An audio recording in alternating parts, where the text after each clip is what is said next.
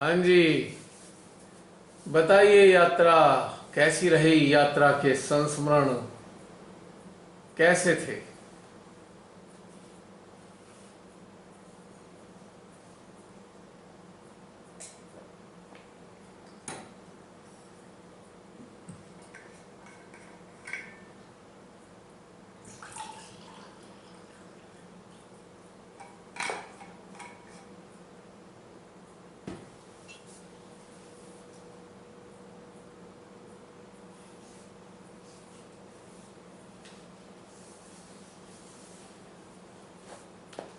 लगता है अभी सभी उसी अवस्था में हैं।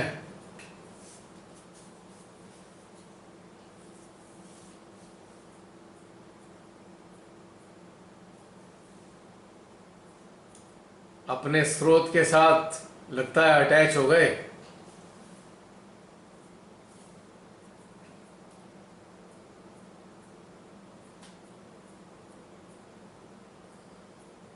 जय श्री माता श्री भैया। जय श्री माता जी। यह बहुत सुंदर यात्रा थी और वो नीड भी थी इस चेतना की या सामूहिकता की भी रही होगी। बहुत अच्छा लग रहा है वो, मतलब वो नीड फुलफिल हो गई। मतलब उस तरीके से जो समर्पण हुआ ना, बहुत अच्छा लग रहा है, एक संतुष्टि लग रही है। हम्म। तो बहुत अच्छी बात है। हम्म, वही लिप्तता थोड़ी थोड़ी कैसे पता नहीं कैसे आ जाती है। अब उनके श्री चरणों में जा रही है, धीरे धीरे जा रही है, तो अच्छा लग रहा है कि उनका हाथ है अभी। सपोर्ट कर रहे हैं। इंसान की विशेषता है कि जो चीज उसे अच्छी लगती है उसमें वो लिप्त हो जाता है। हम्म। ये मनुष्य की प्रवृत्ति है। हाँ। उसको ये मान बैठता अब है इतने छोट उसको ये मान बैठता है कि बस अब ये चीज सदा तेरे पास रहेगी। और कहीं ना कहीं उसके हृदय में एक भाव भी होता है, ये मैं मान तो रहा हूं कि सदा मेरे पास रहेगी, पर सत्य ये भी है कि घटनाक्रम परिवर्तनशील है। तो फिर भय की उत्पत्ति होती है। फिर डर भी लगता है, खो ना जाए जो मिला है। हम्म, इंटरेस्टिंगली, लिप्तता भय का परिणाम है। यदि भय नहीं तो लिप्तता भी नहीं।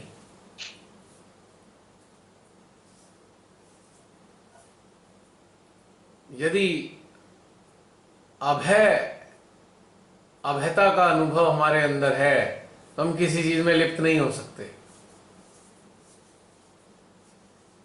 खोने के भय से ही तो लिप्त होते हैं।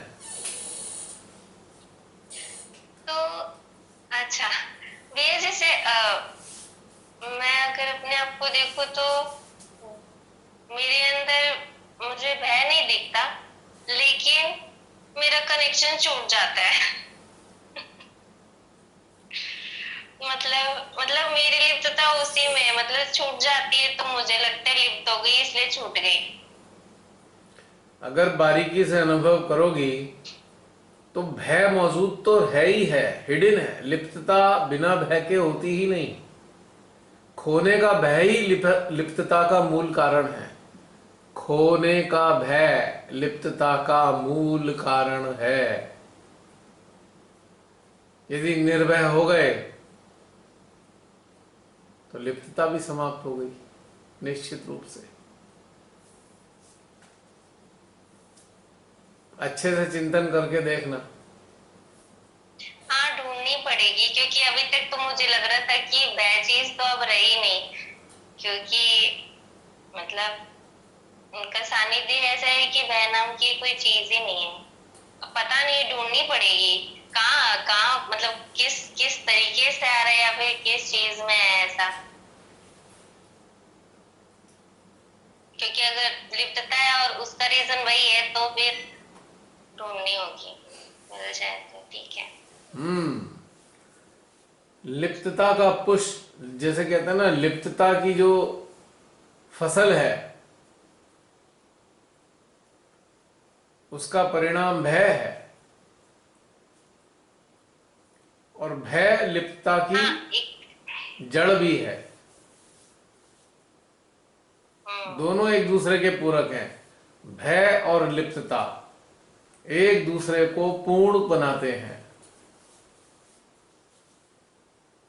अच्छा, तो जैसे अ, हमारी आंतरिक अवस्था कुछ जितनी भी जैसी अभी है, और मतलब अगर मेरे अंदर अगर एक हिडन है कि मैं उससे नीचे ना जाऊं, भले मैं अटकी रहूं लेकिन नीचे ना जाऊं, मतलब तो क्या ये भी एक भय की श्रेणी में आएगा? हाँ, अज्ञानता की श्रेणी में। अच्छा। अज्ञानता अज्ञानता की श्रेणी में है कि भाई हम नीचे जाने से डर क्यों रहे हैं। अच्छा। हम डर इसलिए रहे हैं कि जो स्थिति है हमसे छूट ना जाए, क्योंकि इस स्थिति में बहुत आनंद आ रहा है। तो ये भी तो एक भय हो गया कि छूट ना जाए। अच्छा। यदि हम अपने आप को छोड़ दें कि भाई जहां भी ये हमें धारा है, ये जो ध्यान की एक धारा है, ध्यान का जो एक प्रवाह है, हमारी चेतना को जहां ले जाना चाहे ले जाए, तो फिर ये भी झंझट खत्म हो जाएगा कि नीचे जाएंगे कि ऊपर जाएंगे, ये भी टेंशन खत्म। क्योंकि ये टेंशन मानसिक है, सत्यता से इसका कोई लेना देना नहीं है। अब ये तो ऐसे ही हो गया कि बच्चा माँ की गोद में लेटा है। अब माँ की गोद इसे इतनी प्यारी है, उसे चिंता हो जाती है कि माँ गोद से ना उतार दे। बस यही वाला भय है।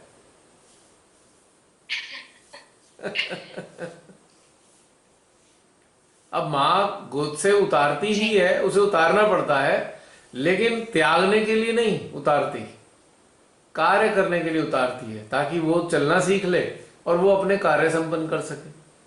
माँ जो गोद से उतारती है वो त्याग नहीं करती है बच्चे का, लेकिन बच्चा उसे त्याग समझ लेता है कि तेरा त्याग ना कर दे, गोदी ना छूट जाए।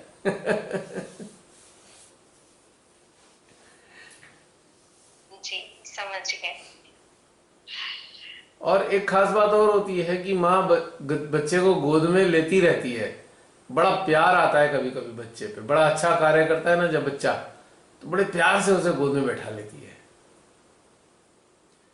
और एक वजह से और भी गोद में लेती है, जब बच्चा दुखी हो जाए, उसे चोट फेंट लग जाए, रोना शुरू कर दे, डरा हुआ हो जाए, भयभीत हो जाए पूरी तरह की इस चीज, तब भी वो गोद में लेके उसे ढाढ़स देती है, संभालती है, अपने आंचल में छुपा लेती है, चिंता मत कर मैं हूं। तो दोनों ही कंडीशन में माँ तो हमारे को गोद में रखती है। तो उसकी गोद से उतरने का भय क्यों? उसने त्याग थोड़ी दिया है हमें।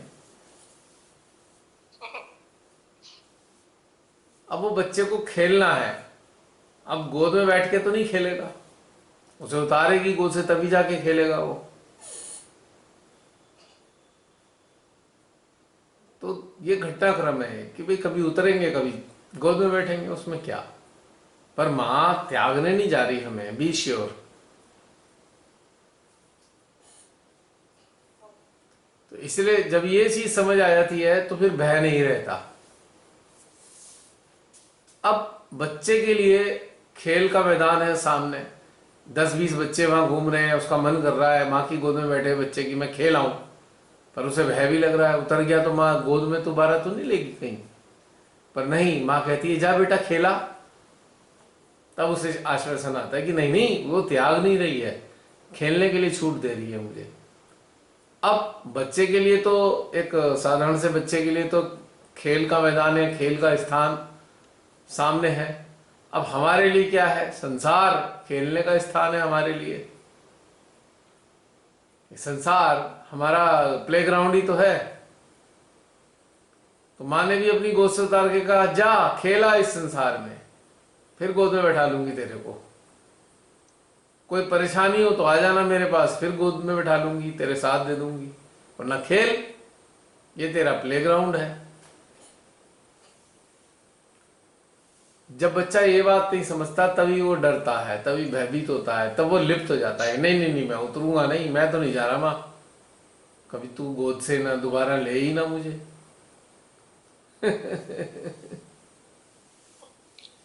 तो ये भय ये वाला है, अज्ञानता के कारण।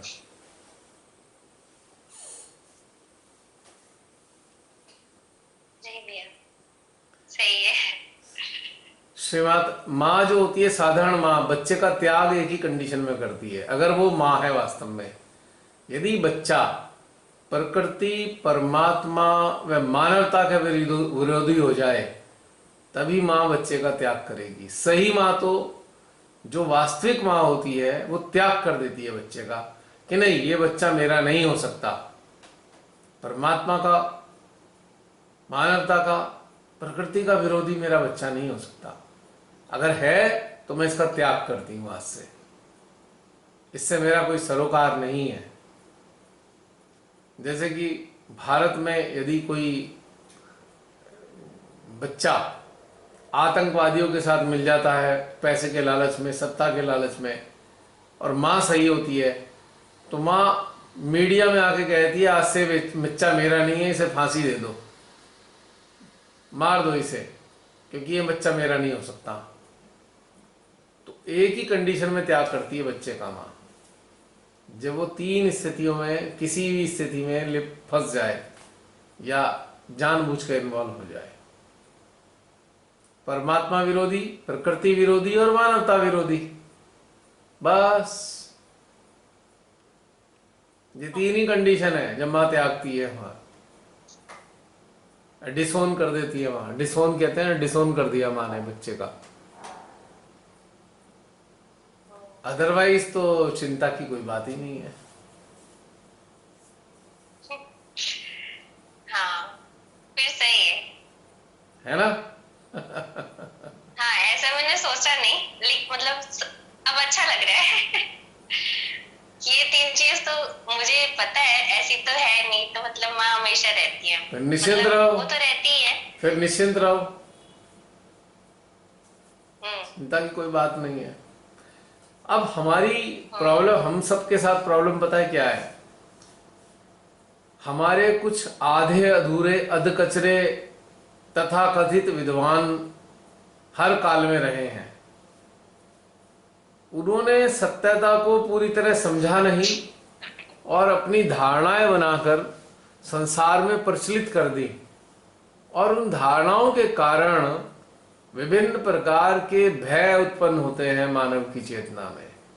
वो शंकित हो जाता है, अरे तू गलत रास्ते पे तो नहीं चला गया कहीं, और वो मानवीय, साधारण मानवीय जीवन को भी जीने से डरने लगता है उन मूर्खों के कारण। वो मूर्ख कहता हूं उन लोगों को मैं।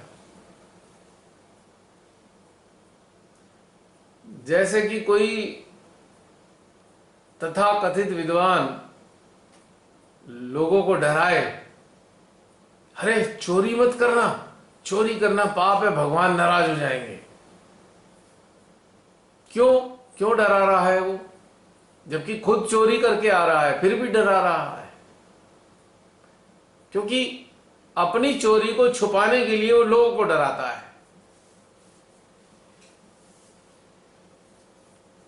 समझ रहे हो मेरी बात? जिससे उसकी चोरी ढक जाए और उसे तो लोग महान मान लें, और उसको बाकी लोगों को एक वायरस डाल रहा है सबके अंदर, चोरी मत करना, ये हो जाएगा वो हो जाएगा, जबकि खुद चोर है, उसे ढक रहा है। तो ऐसे तथाकथित विद्वान हमारे समाज में चारों तरफ दिखाई देते हैं हमें, अलग अलग रूपों में, अलग अलग वर्गों में, अलग अलग मार्गों पर, जो बस डराते हैं, केवल डराने का काम करते हैं। और वो बार बार बार बार, काल दर काल, हम ये डर के सुनते सुनते सुनते हम इतने डर जाते हैं कि हम नैसर्गिक मानवीय जीवन जीने से भी डरने लगते हैं। अपने ऊपर शंकाएं आ जाती हैं हमारे अंदर। तो इन सारी शंकाओं को निर्मूल करते हुए बस 3 चीजों को देखो। ये मेरा अपना व्यक्तिगत अनुभव है कि पराशक्तियां तीन ही चीजों से नाराज हो सकती हैं, मानवता विरोधी, प्रकृति विरोधी और परमात्मा विरोधी। बाकी मानवीय जीवन जीने में कोई पाप नहीं है, कोई परेशानी नहीं है, और छोटे मोटे लड़ाई झगड़ा घर में चलता है, वाद विवाद चलता है, वो वैचारिक और भिन्नता और संस्कारों की भिन्नता और प्रारंभिक परिवेश की भिन्नता के कारण होता है। उसके कारण अपने आप को निकृष्ट नहीं मान लेना चाहिए। ये विवाद झगड़े छोटे मोटे ये नैसर्गिक हैं, प्रकृतिजन्य हैं, स्वाभाविक है। इसी आधार पे हमारे सहज यात्री, ये साधना करने वाले लोग अपने आप को निम्न समझना शुरू कर देते हैं और रही सही कसर श्रीमाताई के लेक्चर पूरी कर देते हैं, क्योंकि उन्होंने तो हमें गाइड करने के लिए लेक्चर दिए, पर हमने उनको ऐसा बना दिया जैसे शेर देख लिया हो हमने। जंगल में शेर, तो उससे डर लग जाता है, जंगल में शेर दिख जाए तो हमें खा जाएगा। तो श्रीमाताई के जो लेक्चर हमें गाइड करने के लिए थे, वो शेर का रूप धारण कर लेते हैं और वो हमें डराने लगते हैं साधारण जीवन में। ऐसा कर रहे हैं, अच्छा अब ये माने तो ऐसा कहा, क्रोध मत करना।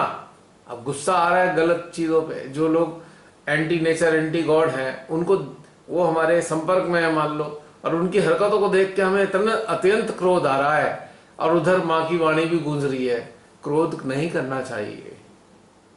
अब फंस गए। हमने वो समझा तो है नहीं कि वो अलग अलग अवस्थाओं की बातें हैं माँ की, लेकिन हमने उन्हें क्लब कर लिया, जोड़ लिया। और दूसरी एक महानता और करते हैं हम, जो खास तौर से ध्यान में जुड़ जाते हैं, सहज से जुड़े वो होते हैं, जो अगर उन्हें शरीर में छोटी मोटी बीमारी भी लग जाएगी ना, तुरंत जोड़ देंगे उसे कि अरे जरूर कोई बाधा आ गई हमारे अंदर। अब उसका रास्ता ध्यान में ढूंढना शुरू कर देंगे। अरे वो बीमारी का इलाज छोटा सा डॉक्टर भी कर देगा, उस डॉक्टर को तो ध्यान देंगे ही नहीं उसकी तरफ, बस सोचेंगे अब हम क्या करें ऐसा जो ठीक हो जाए हम अचानक से। बीमारी किसी भी कारण से शरीर पे लगी है ना, तो उसका इलाज भी शरीर के ऊपर घटित होने वाले घटनाक्रम से होगा, यानी कि बायोलॉजिकल ट्रीटमेंट ही करना पड़ेगा उसका। आप बीमारी के मूल को, बीमारी की जड़ को, जो मन के रूप में है, मन को आप ठीक कर सकते हो ध्यान से, और जब मन ठीक हो जाएगा तो उसका सकारात्मक प्रभाव हमारे कुछ अंगों पर पड़ेगा, चक्र ठीक हो जाएंगे, अंग ठीक हो जाएंगे, ठीक है। लेकिन अगर बीमारी आ चुकी है, आ चुकी बीमारी, तो आपको बाहरी रूप से ट्रीटमेंट करके ही ठीक होगी। पता नहीं क्यों ऐसी गलतफहमी पाल लेते हैं, बस कोई सहजी तरीका बता दे कि अचानक से बीमारी ठीक हो जाए, बस वो तरीका बता के, टेक्निक बता दो बस बीमारी की भी, चाहे वो खांसी नजला जुकाम हो गया हो, बस कोई टेक्निक बता दो इससे ठीक कर ले। श्री माता जी ने वो सारी चीजें हमें बताई, वो मूल चीजों को ठीक करने के लिए था। और जो बहुत परेशान ना हो, सहजी परेशान होकर दुखी ना हो जाए, उन्होंने कह दिया अच्छा ऐसा ऐसा कर लो। पर इतने साल बीतने के बाद भी हम ध्यान में गहरे उतरने की जगह शरीर के ठीक होने के चक्कर में पड़ जाते हैं कि शरीर को कौन से वाला ध्यान करें जिससे शरीर ठीक हो जाए। शरीर को ठीक करना हमारे ध्यान का उद्देश्य नहीं है। हमारी चेतना को विकसित करना, आत्मा का जागरण करना हमारा ध्यान का उद्देश्य है। इसको छोड़ा और बीमारी ठीक करने में लग जाते हैं, तो वो एक बहुत घातक समस्या है, क्योंकि हमने अपना कीमती समय किस में खराब कर दिया?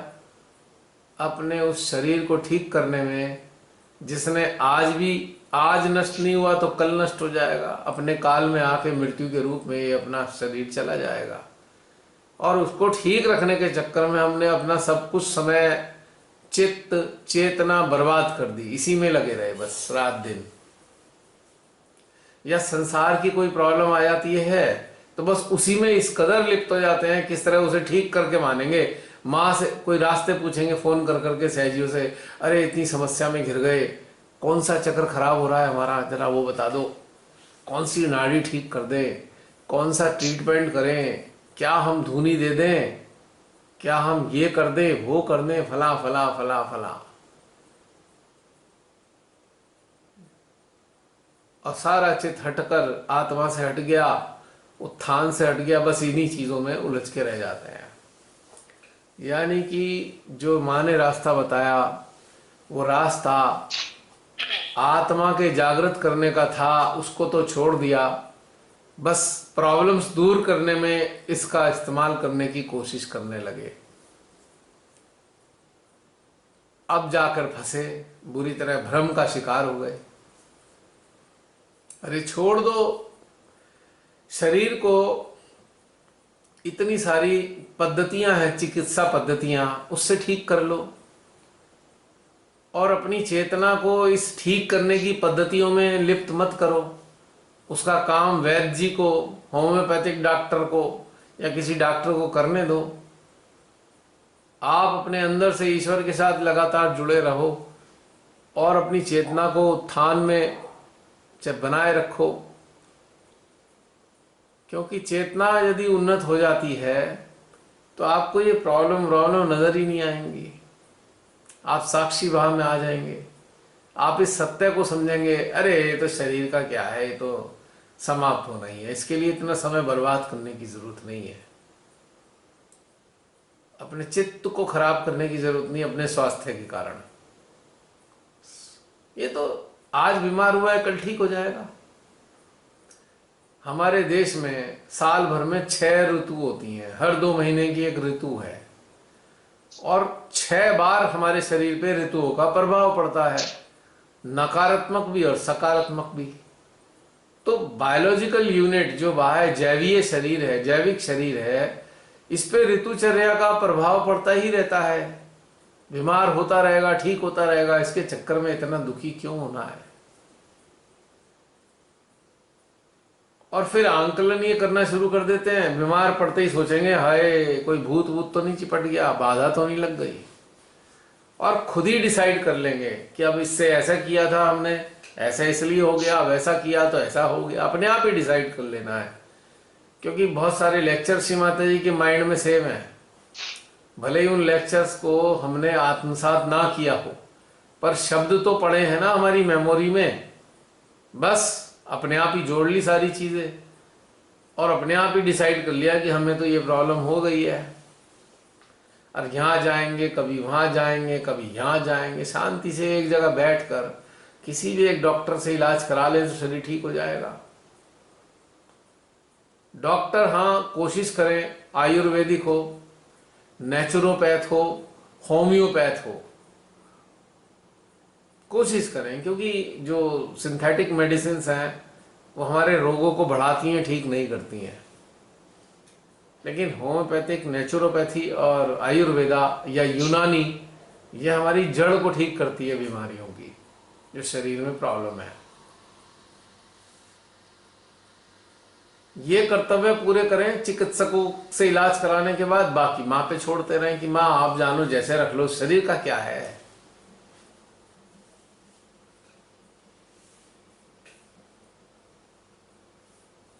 एक बहुत ही इस बात से मैं एक बहुत ही दुखद घटना का संबंध इस बात से जोड़ने जा रहा हूं।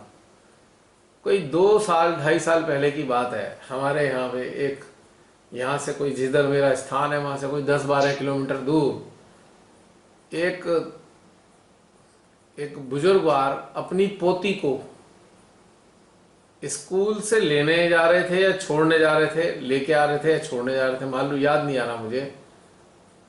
एक बस ने टक्कर मारी और उनकी जो पोती थी वो जमीन पे गिरी और वो, उसका जो टायर था बस का, उसकी शरीर से उतर गया, शरीर के ऊपर, और वो 2 हिस्सों में बट गया शरीर उसका, 2 भागों में बट गया उसका शरीर।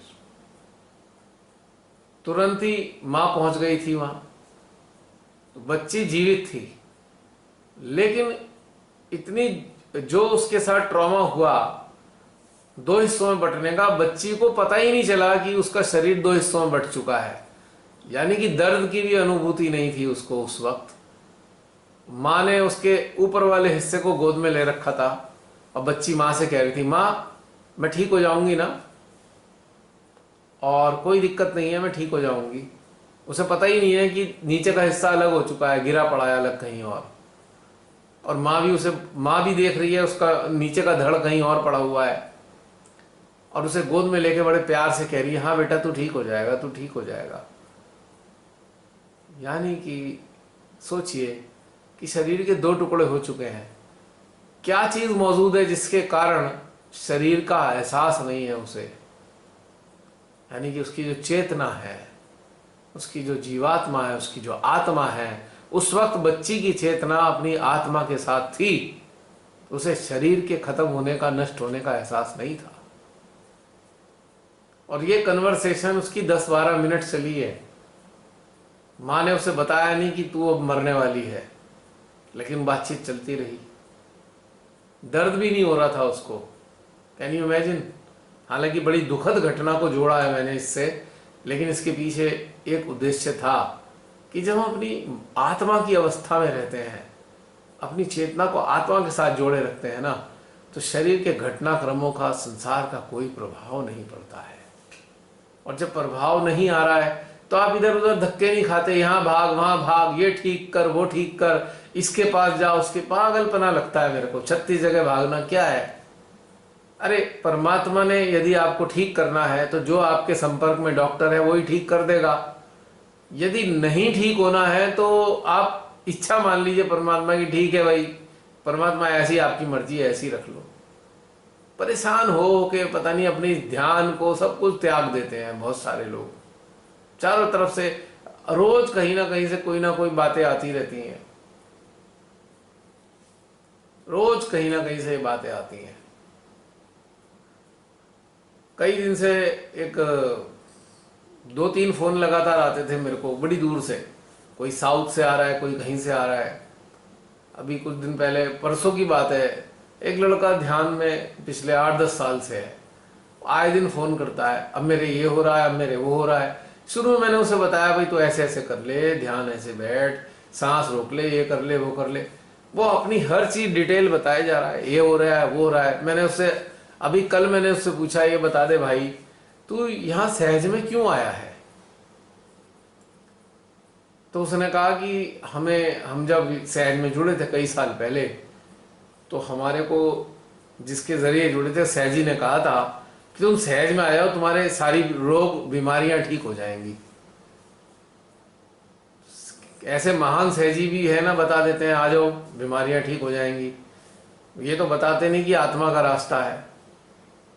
अब वो इस लालच में आ गया है, तब से बस इसी चक्कर में है कि मैं ठीक हो जाऊं, मैं ये हो जाऊं, मैं वो हो जाऊं। तो मैंने उससे कहा भाई ये देख एक बात सुन, तू ठीक नहीं होगा, तू किसी डॉक्टर के पास जा, तब ठीक होगा, ऐसे नहीं ठीक होगा। जो भी तेरे आसपास कोई डॉक्टर हो उससे कंसल्ट कर कि भाई क्या प्रॉब्लम है। और डॉक्टर, वही मैंने बोला भाई आयुर्वेदिक या होम्योपैथिक डॉक्टर, उससे कंसल्ट कर ले, ठीक हो जाएगा। अब तेरे पेट में दर्द हो रहा है, अब इसको पेट के दर्द को ठीक करने के लिए भी तू सोच रहा है मैं कौन सा सहज योग का तरीका बता दूं। ठीक है, अब उसे परेशानी हो रही है किसी और चीज की, चक्कर आ रहे हैं उसे, अब वो जोड़ रहा है मेरे अंदर भूत तो नहीं घुस गया जी, चक्कर आ रहे हैं मुझे। अब मतलब सेल्फ प्रेस्क्रिप्शन भी खुद ही तैयार कर लेते हैं सहजी। अगर ये हो रहा है तो ये घुस गया होगा, ये हो रहा है तो ये घुस गया होगा। मतलब इतनी अज्ञानता है, हद से ज्यादा अज्ञानता। एक सरल बात सहजियों को उतार लेनी चाहिए अपने अंदर, सरल बात बिल्कुल।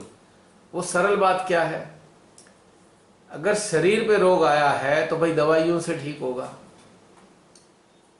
मन में रोग आया है तो ध्यान से ठीक होगा। समझ में आ गई बात।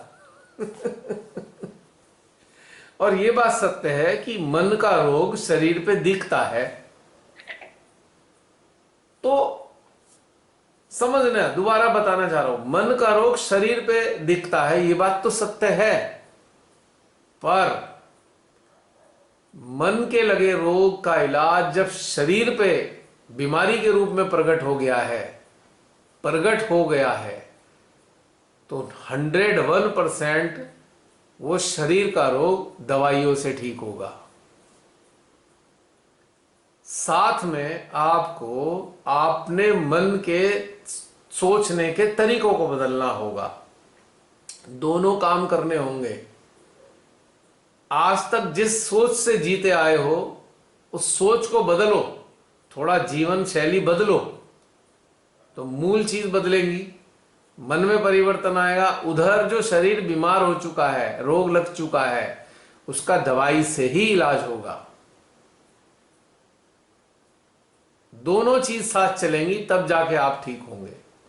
आप नाड़ी क्लियर कर लो और चक्र क्लियर कर लो, उससे बायोलॉजिकल लेवल पे शरीर जो रोगी हो चुका है वो डायरेक्ट ठीक नहीं होने वाला, उसमें मेडिसिन की भी सपोर्ट चाहिए। जब तक संभावना है कि रोग लग सकता है, मान लो कोई इंसान बहुत ज्यादा अहंकारी है और हर एक को उल्टा सीधा कहता रहता है, तो एक संभावना रोग लगने की बन जाती है कि भाई इसको हार्ट की प्रॉब्लम होने वाली है। अभी हुई नहीं है, हार्ट की प्रॉब्लम होने वाली है, अभी हुई नहीं है। कोई अगर बता दे तो बस उसी वक्त उसे रोक देना चाहिए। अपने सोचों को बदले, अपने व्यवहार को बदले और श्रीमाता के साथ जुड़ जाए, हृदय में आ जाए, हृदय में मां को महसूस करने शुरू करे, तो उसकी प्रवृत्तियां बदलेंगी। तो भविष्य में हार्ट का रोग जो होने जा रहा है वो नहीं होगा।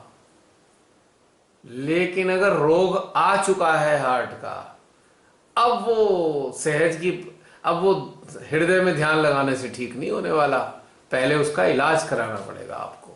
लेकिन आयुर्वेदिक या होम्योपैथिक इलाज या नेचुरोपैथिक इलाज, और वो भी करना पड़ेगा, मन का भी इलाज करना पड़ेगा। तो जो संभावित रोग हैं वो फट से ठीक हो सकते हैं अगर अभ्यास में आ जाएं, लेकिन जो शरीर पे लग चुके हैं उसके लिए तो दवाई लेनी ही पड़ेगी। वो चमत्कारिक रूप से ठीक नहीं होने वाले, समझ लीजिए इस बात को, सब लोग अच्छे से समझें। और जो आने वाले समय में आप सभी जो व्यूअर्स हैं, 4-4.5 महीने बाद आप इस वीडियो को देख रहे हैं, आप सबसे भी यही कहना है मेरा, जो अभी अभी कहा है इस पे ध्यान दीजिए कि शरीर पे रोग लगने के बाद उसका इलाज कराना होगा। और ध्यान के जरिए अपने मन को शोधित करना होगा, मन का शोधन करना होगा। Purification of your mind is essential, both the things are essential. Biological unit का ट्रीटमेंट किसी वैद्य से, किसी होम्योपैथ से, किसी नेचुरोपैथ से कराएं और ध्यान में कार्य करें, दोनों साथ साथ। लेकिन करते क्या हैं, ध्यान का चक्कर छोड़ देते हैं, बस रोग को ठीक करना शुरू कर देते हैं ध्यान से। वो होने का ही नहीं है, 20 साल तक नहीं होने का। ये पॉइंट की बात है, तो आप सब समझे इस बात को। ध्यान जो है मन के रोग ठीक करता है, और मन के रोग ठीक हो जाते हैं तो तन के रोगों की संभावना नगण्य हो जाती है। किंतु रोग आ चुका है शरीर पे तो उसका इलाज कराना पड़ेगा। और सबसे सुंदर इलाज होता है माता धरती के गर्भ से उत्पन्न हुई वेजिटेशन। सबसे बढ़िया दवाई होती है, सबसे बढ़िया दवाई, इससे अच्छी कोई दवाई नहीं। क्योंकि हमारे अंदर मां धरती का तत्व मौजूद है। 5 एलिमेंट में एक तत्व धरती का भी है, और धरती के गर्भ से उत्पन्न होने वाले जो फल सब्जियां हैं वही ट्रीटमेंट है हमारा। जड़ी बूटियां, सब्जियां और फल, यही ट्रीटमेंट है हमारे शरीर का। ये गांठ बांध लेनी चाहिए। और जो होम्योपैथिक मेडिसिन है उसका आधार जड़ी बूटियों का एक्सट्रैक्ट है, उसका सत है, जड़ी बूटियों का सत वो तैयार करते हैं और अल्कोहल से उस सत को प्रिजर्व करते हैं। अल्कोहल अगर ना लगाया जाए तो वो जो तत्व है वो सड़ जाएगा, दवाइयों का या फलों का जो एक्सट्रैक्ट है। तो अल्कोहल को उसके साथ क्लब कर देते हैं प्रिजर्वेशन के लिए। इसलिए होम्योपैथिक दवाई अल्कोहलिक होती है, क्योंकि उसे प्रिजर्वेशन के लिए बेस्ट माना गया है। अलग अलग प्रकार के अल्कोहल होते हैं, मुझे ज़्यादा डिटेल में तो जानकारी नहीं है, पर मुझे अंदर से बस केवल इतना पता होता है कि अगर आप किसी भी जड़ी बूटी के एक्सट्रैक्ट को सुरक्षित करना चाहते हैं तो कोई इसी प्रकार की चीज़ में आपको उसको साथ जोड़ना पड़ेगा। जैसे कि आप अचार डालते हैं, अचार तेल तो डालते ही हैं, साथ में एसिड भी डालते हैं, साइट्रिक एसिड होता है शायद, विनेगर या विनेगर वगैरह उसमें डाल देते हैं जिससे खराब ना हो जाए अचार। विनेगर प्रिजर्वेशन का कार्य करता है। ऑयल के अंदर डिप रहेगा अगर अचार तो खराब नहीं होगा, क्योंकि उसको वेदर का इफेक्ट नहीं है। ऑयल इंसुलेट कर रहा है, जो चीज़ उसके अंदर डाली गई है, वेदर का इफेक्ट नहीं आ रहा। इंसुलेशन के कारण ओजोन का भी इफेक्ट नहीं आ रहा। लेकिन कई बार थोड़ा सा अचार बाहर रह जाता है, चम्मच से जब निकालते हैं तो उसको भी बचाने के लिए विनेगर डाला जाता है कि वो सड़ ना जाए, उसमें फंगस ना लग जाए। विनेगर एक प्रकार से प्रिजर्वेटिव का कार्य करता है। और विनेगर सिंथेटिकली बनाए जाते हैं या कई बार नेचुरल भी होते हैं। जमीन में गाड़ के सड़ाया जाता है किसी रस को, गन्ने के रस को या जामुन के रस को सड़ाते हैं, कीड़े पड़ते हैं तो ये विनेगर तैयार होता है। तो एक तरीके से ये एक नेचुरल प्रोडक्ट होता है, लेकिन ये प्रिजर्वेटिव का कार्य कर रहा है, बचाता है चीज़ों को। तो इसलिए होम्योपैथिक भी कारगर है। और नेचुरोपैथी तो जीवन शैली को परिवर्तन करना है, खान पान को परिवर्तन करना है, और एलिमेंट्स को देते हैं, वाटर एलिमेंट का इलाज करते हैं। यानी कि पहले अगर आपको ध्यान हो 25-30 साल पहले सबके घरों में एक लोहे के टब मिलते थे, लोहे के। वो आगे से तो ऊंचे कम होते थे, पीछे की तरफ बहुत ऊंचाई होती थी उसकी। उसमें पानी भर के उसमें बैठ जाते थे लोग, कटी स्नान, कमर तक का पानी डूब जाते थे उसमें, कमर तक आप डूब जाते थे उसके अंदर, आप आराम से उसमें बैठते थे। कटी स्नान यानी कि कोई भी समस्या है, अगर पेट से संबंधित समस्या हो गई है, दर्द से संबंधित है, आप उस पानी के भरे हुए टब में बैठ जाओ, आधा घंटा डेली बिताओ, धीरे धीरे आप ठीक हो जाओगे। या मट्टी का लेप, पीली मट्टी का लेप लगा दिया, पेट पे लगा दिया पीली मट्टी का लेप, पेट के रोग ठीक करने के लिए। कमर में दर्द है, पीली मट्टी लगा दी। नेचुरोपैथी का इस तरीके से इलाज हुआ करता था। अब वो सारी संस्कृति जीरो कर दी। ये जो प्रभाव, ये जो मिस्टर हु है, भ्रष्ट महाभ्रष्ट डिपार्टमेंट WHO, जो केवल फार्मास्यूटिकल कंपनियों का एक कठपुतली है, हजारों बीमारियां इजाद करते हैं जानबूझकर और दवाई बेचने के लिए। अब इसके प्रभाव में लोग आ जाते हैं, ये सोचते हैं भाई WHO जो कह रहा है बस हमें वही करना है, और ये सारी दुनिया को बर्बाद कर रहा है WHO 100%। एक मिनट होल्ड करना। तो जो लोग इस WHO के चक्कर में पड़कर और उनसे जो लालच से भरे हुए डॉक्टरों के चक्कर में पड़े हुए हैं, वो लोग भाग के जाएंगे सीधे, भाई हमें नहीं करना। ये अपनी नेचुरल इलाज भूल गए, जड़ी बूटी को भूल गए, तो फिर वो ठीक नहीं हो सकते, वो बीमार ही रहते हैं। क्योंकि जहर खाएंगे, एक जहर को मारने के लिए दूसरा जहर खा लिया, चलो एक जहर ठीक हो गया, एक जहर का असर ठीक हुआ, पर दूसरा जो खाया उसका असर शुरू हो गया, साइड इफेक्ट। तो ये एक समस्या है। तो हमारा बस यही कहना है कि भाई अगर शरीर पे रोग प्रकट हो गया है तो मेहरबानी करके किसी वैद्य जी को, होम्योपैथ को, नेचुरोपैथ को संपर्क करें। खाली सहज के तौर तरीकों से अपने आप को ठीक करने का प्रयास ना करें। ये एकदम से नुकसानदायक है और आपको समझ नहीं आएगा। आप एक मकड़ी के जाल में फंस जाओगे और अपने आप सोचते रहोगे आपके अंदर कोई भूत भूत घुस गया है, कोई नेगेटिव पर्सन है, ये है, फला फला फला। Self scripted stories will be there और हम उसके अंदर अपने कैरेक्टर बन चुके होते हैं। अपने ही द्वारा क्रिएट की गई स्टोरी का हम भी कैरेक्टर बन जाते हैं और फिर आपको कोई ठीक नहीं कर सकता। तो थोड़ा सा वैज्ञानिक तौर से सोचें, वैज्ञानिक दृष्टि से। श्री माता जी ने जो सहयोग दिया है ना, ये पूर्णतया विज्ञान पे आधारित है, मूर्खताओं पे आधारित नहीं है, मान्यताओं पे आधारित नहीं है। ये प्योरली साइंस, प्योर साइंस है और इसमें विवेकशीलता का भी इस्तेमाल करना चाहिए। मां के प्रति विश्वास होना मैंडेटरी है, जरूरी है, पर वो उस विश्वास को हम बिगाड़ ना दें जिससे लोग हमें मूर्ख ना समझें। इस बात की समझनी चाहिए हमें, ठीक है ना। और दूसरी बात, एक कभी ये मान के नहीं चलना चाहिए कि भाई अब हम तो सहयोग में आ गए, अब हमारा शरीर अमर हो गया है, अब इसे कुछ होने वाला नहीं है, ये भी ना माने।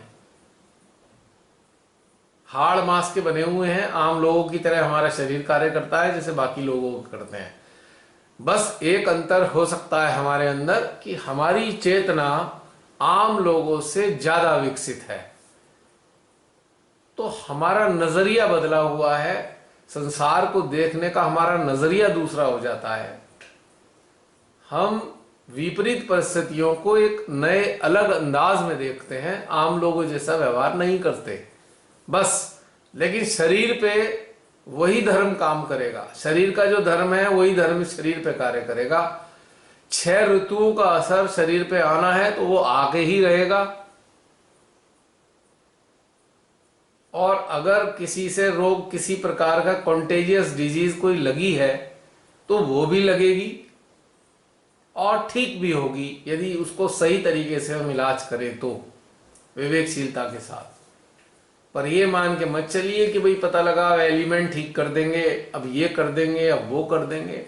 एलिमेंट हेल्प करते हैं, डायरेक्ट ठीक नहीं करते, हेल्पिंग हैंड है।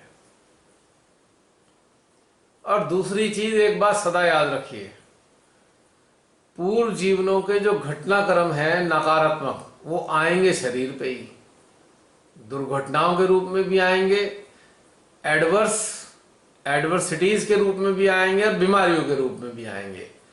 अब पिछले जीवन के हमारे घटनाक्रम जो नकारात्मक हैं उसको हमारा पड़ोसी तो नहीं झेलने वाला, वो तो हमें ही झेलने हैं। इस सत्य को भी याद रखिए। साक्षात स्वरूप में श्री माता जी रहीं तो हमारे बहुत सारे नकारात्मक घटनाक्रमों के परिणामों को उन्होंने अपने शरीर पर धारण किया। इसमें कोई अतिशयोक्ति नहीं है, सत्य है ये बात। लेकिन आज की तारीख में साकार रूप में मां इस प्रकार से नहीं है, सह शरीर नहीं है, ग्रॉस लेवल पे नहीं है, तो हमें ही आएगा असर।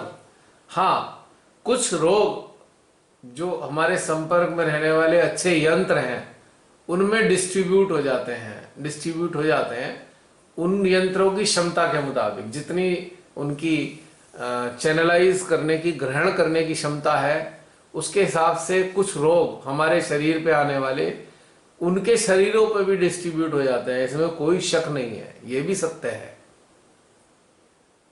क्योंकि पहले सारे के सारे रोग जाते थे श्री माता जी के शरीर पे, अब उनके यंत्रों के शरीर पे जाएंगे, ये भी बिल्कुल सत्य है। लेकिन आप अपने शरीर से बच नहीं सकते, पूर्व जीवन के कर्मों के परिणाम को आप हटा नहीं सकते, जीरो नहीं कर सकते।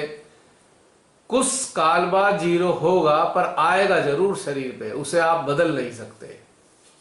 आना तो निश्चित है, बस इंटेंसिटी कितनी होगी और कितने दिन तक रहेगा इसमें परिवर्तन आ सकता है, पर ना आए ये असंभव। क्योंकि पूर्व जीवन के कर्मों के प्रतिफलों का परिणाम आने से ही बैलेंस होता है, बिना आए बैलेंस नहीं होता है। क्योंकि उसके एवज में आपको कुछ खर्चा करना पड़ता है। आप बीमार पड़ोगे तो दवाई पैसे खर्च होंगे, तो उसको बैलेंस करने के लिए घटनाक्रम है ये। तो बीमारी शरीर पे तो आनी निश्चित है, 100% है, इसको कोई टाल नहीं सकता। जो ऐसी सोच वाले हैं कि वह आप सहजी हो गए, आप बीमार पड़ोगे ही नहीं, तो मैं समझता हूं, मेरे हिसाब से ये एक मूर्खतापूर्ण सोच है। आई एम सॉरी टू से, इट इज ट्रू। जो बीमारियां ठीक करने वाले गारंटर हैं सहज में, आप उनकी सेवाएं ले सकते हैं यदि आपको ये तथ्य समझ नहीं आते।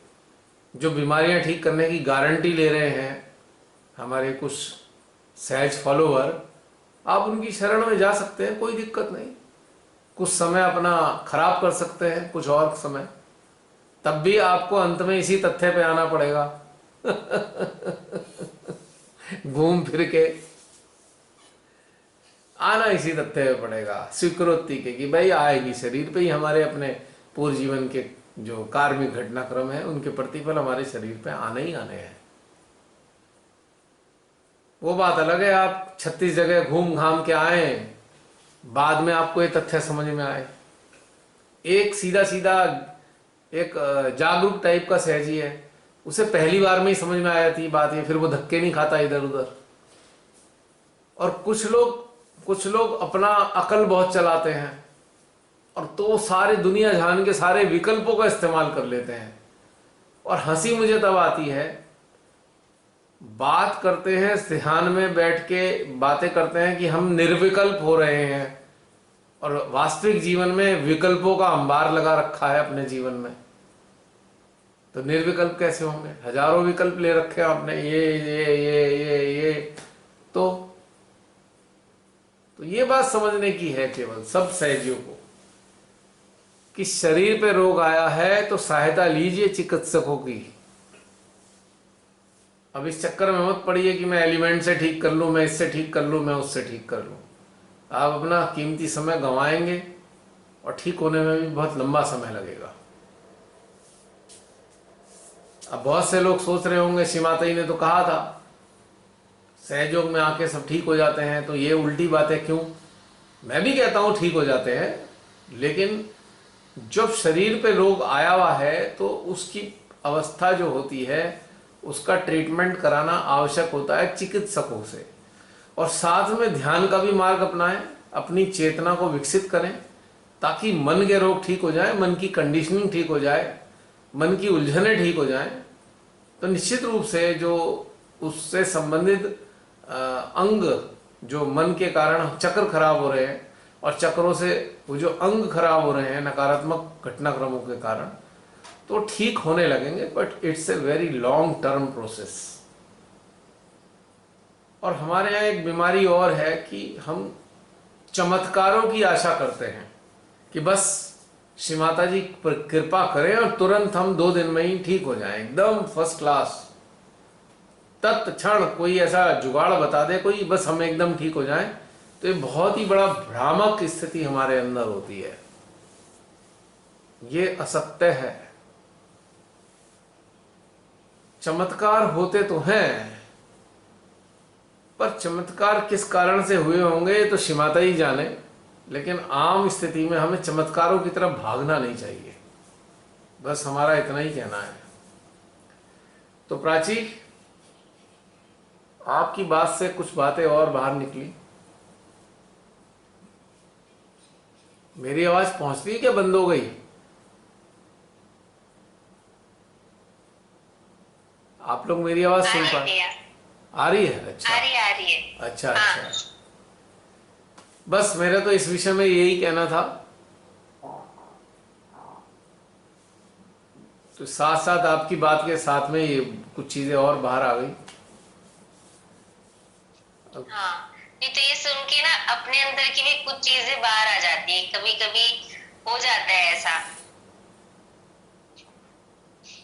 मतलब जैसे हेडेक ही हुआ तो मतलब ध्यान में जाने की मैं कोशिश करती हूँ, हो नहीं पाता है, लेकिन कभी कभी हो भी जाता है। तो मतलब लेकिन मैं वैसा नहीं सोचती कि ध्यान से ही ठीक होगा या मुझे मेडिसिन लेनी चाहिए। मैं उसको जी लेती हूँ, मुझे आदत हो गई है बैठे होने की, तो मैं दवाई भी नहीं लेती और मैं उसको बियर भी करती हूँ, और अपने आप फिर कुछ देर रहता है, फिर चला भी जाता है। तो हाँ, लेकिन कभी कभी ऐसा सोचती हूँ कि ध्यान में जाऊंगी तो ठीक हो एक आम कुछ अवधारणा छोटी बन छोटी गई है, चीजें हैं। आम अवधारणा बनी हाँ। हुई है ना ये। हाँ। अब इसके लिए भी मैं एक छोटा सा उदाहरण देता हूं। मान लो किसी के हाथ में फ्रैक्चर हो गया, उसने प्लास्टर प्लास्टर बांध लिया हाथ में। अब प्लास्टर डॉक्टर ने कहा है भैया 45 डेज से पहले तो खोलूंगा नहीं मैं ये। अब आपने स्लिंग डाला, आपने हाथ को लटका के बैठे हैं, 2-4 दिन तो बड़े परेशान हुए, हाय भगवान ये लटका ही रहेगा, हिला भी नहीं सकते। धीरे धीरे धीरे पता लगा चौथे पांचवें छठे दिन के बाद आपने उसे स्वीकार कर लिया, उसकी जो बेचैनी है उसे भी स्वीकार कर लिया, उसके अंदर जो अंदर खुजली लग रही है उसे भी स्वीकार कर लिया, दर्द हो रहा है उसे भी स्वीकार कर लिया। यानी कि 4-5 चीजें आपने स्वीकार कर ली और अब सारे काम कर रहे हो, हाथों को बांधे हुए, लटकाए लटकाए लटकाए लटकाए सब काम कर रहे हो। और 10-15 दिन बाद तो आप भूल ही जाते हो कि भाई ये कोई समस्या है। पॉइंट समझ में आया है? तो इसी प्रकार से चाहे शरीर में रोग होए, चाहे दुनिया भर की कोई मुसीबत अपने गले में पड़ जाए, यदि आपने कनेक्टिविटी मेंटेन कर रखी है, कनेक्टिविटी, ये स्वीकार करते हुए कि ठीक है ये परेशानियां तो आती रहती हैं, मैं क्यों टाइम खराब करूं और मैं क्यों ध्यान से विमुख हूं, मैं क्यों श्री माता जी का सानिध्य का आनंद जो आ रहा है उसे छोड़ूं। चलने दो, शरीर के कष्ट को भी चलने दो, मुसीबतों को भी चलने दो, फिर बढ़िया चीज होती है, फिर समाधानी अवस्था में आप आ जाते हो। और एक दूसरी स्थिति है, अब फ्रैक्चर हुआ है, अब सोचे पड़े हो, हाय क्या किया था मैंने, किसके घर गई थी मैं, किसकी निगेटिविटी मेरे लग गई जिससे फ्रैक्चर हो गया। अब ये पागलपना सोचना शुरू हो गया, पागलपना।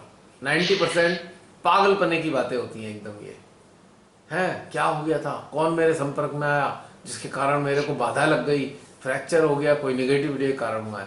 अब ये पागलपना है, एकदम फूलिशनेस।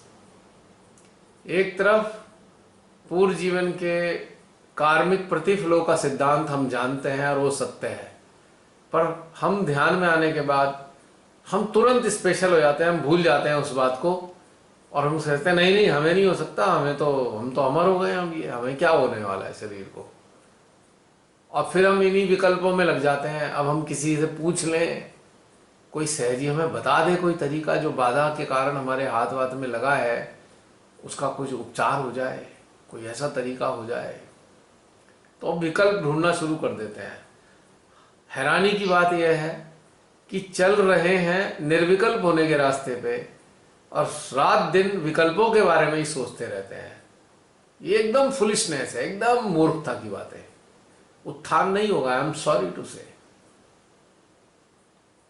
उत्थान हो ही नहीं सकता, क्योंकि उत्थान वाली चेतना ही नहीं है आपकी। तो आप तो शरीर को अमर मानकर इसके ठीक करने में लग गए। जाने दो शरीर को जैसे भी जाए, छोड़ो। श्री माता जी ने कुछ बताया तो है, आपने हमने सुने होंगे, मैं दोहराना नहीं चाहता उस बात को।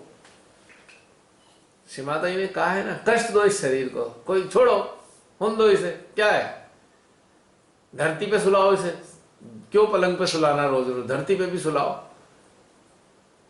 उबड़ खाबड़ जगह पे भी सुलाओ इसको। आपका शरीर आपका मालिक नहीं, आप शरीर के मालिक हो, क्योंकि आप एक आत्मा हो। आपको क्या फर्क पड़ना है शरीर कैसा है।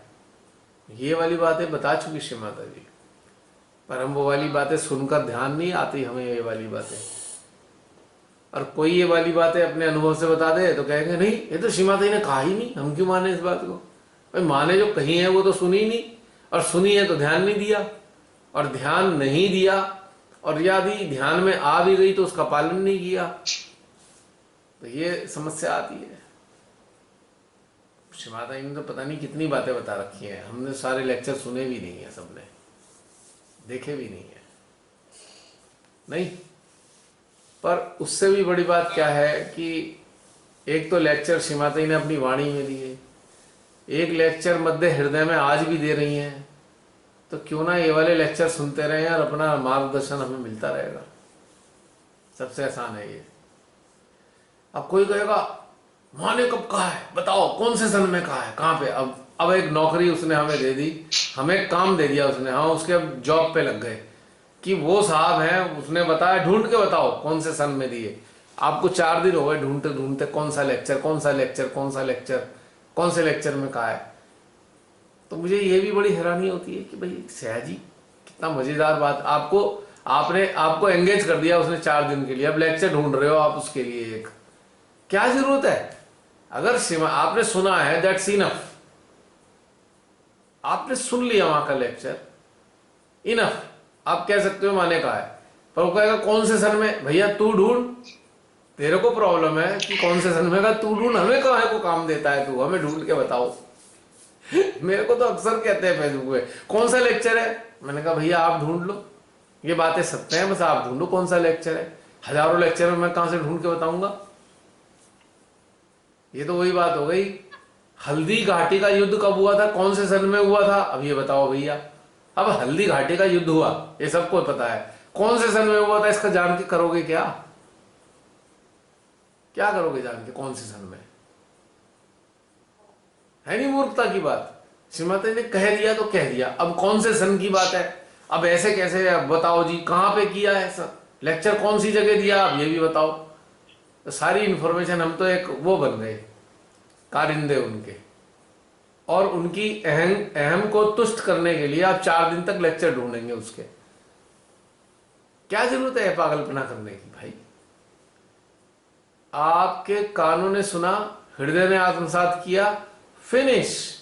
उससे ज्यादा क्या जरूरत है, कौन सा ईयर कौन सा देश, अगर पता हो तो ठीक है, नहीं पता तो छोड़ो, खत्म। इसमें क्या करने का है।